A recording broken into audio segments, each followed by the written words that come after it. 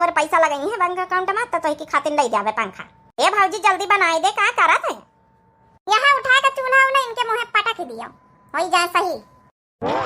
हाँ तुमका ले लाई था पूड़ी आओ। इतना सही न का चूल्हा उला उठाए लेने एकदम सही करे मंजली जी। ऐसा इनके साथे करे चाहिए, दोबारा परेशान करे गर्मी में ना आवे हमका पंचन का। ई का करत रे मंजली? इनका पूड़ी ले लाई थे, पहले नहीं बताई सकते रे पूड़ी पूड़ा बनाई। हां अब रोटी से आका बैठे तो पूड़ा बनावे बैठी।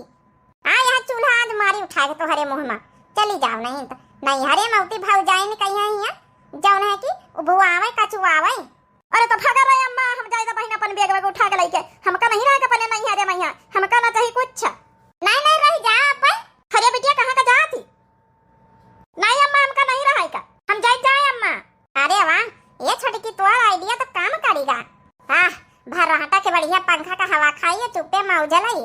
अभी रुकी है ना, देख लियो मंजिला जौन आज आती करागावा। देखे भाई नहीं हमार दिमाग अगर नंदा रानी आवे ही बीती गर्मी में यहाँ जू कचो आवे आप लोगन का तो उनके साथ ही बीती करियो। नहीं पर तो ठिकाना नहीं, गर्मी में पंखा कूलर का हवा खाएगा। नंदा रानी और बैठी गई अगोरी के पंखा।